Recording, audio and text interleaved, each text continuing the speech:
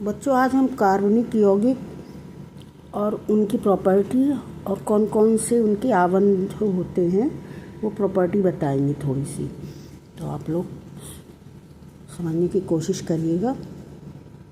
देखिए, कार्बनिक यौगिक, फर्स्ट पॉइंट तो है कि कार्बनिक यौगिक कहते किसे हैं और ये कहाँ कहाँ पाए जाते हैं। तो कार्बन जो है सी से डिनोट किया जाता है और सर्वव्यापी है, अर्थात ये सब जगह पाया जाता है, चाहे वो भोजन हो, चाहे ईंधन हो, चाहे वस्त्र हो, प्लास्टिक हो और घर की अन्य वस्तुओं, सभी में कार्बन की मात्रा होती है। भूपटल पर यानी खनिजों में ये कुछ मात्रा में पाया जाता है, जैसे कोयला और पेट्रोल में।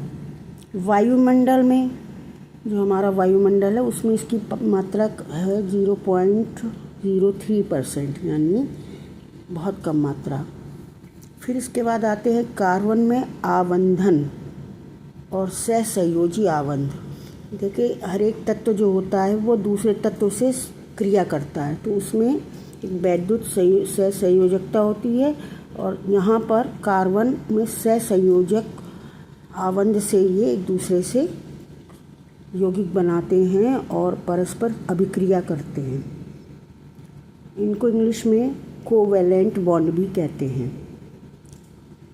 आयन का क्या प्रॉपर्टी होती है? जब वो कोई भी दूसरी अभिक्रिया करके आयनिक बॉन्ड बनाते हैं तो उनकी क्या प्रभाव रहता है, उसके बारे में बताएंगे।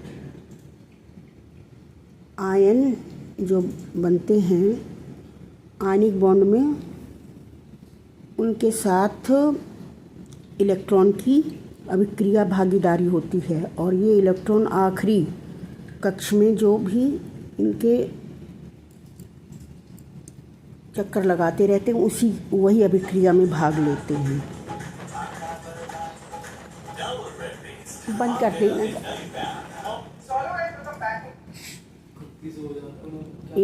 एक सेकंड रह गए। आयन प्रबंध आयनिक बॉन्ड बनाते हैं। अब इनके गलनांक और क्वथनांक उच्च होते हैं। ये छोटे क्लासेस में हमने पढ़ लिया है, ये फर्स्ट ईयर और 10th का है ना। तो गलनांक क्वथनांक जब जानते हैं ना, तभी इसकी बात कर रहे हैं हम। तो गलनांक क्वथनांक उच्च होते हैं।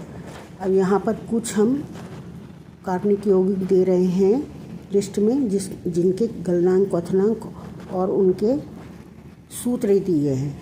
मीथेन CH4 गलनांक 90 डिग्री केल्विन और 111 केल्विन।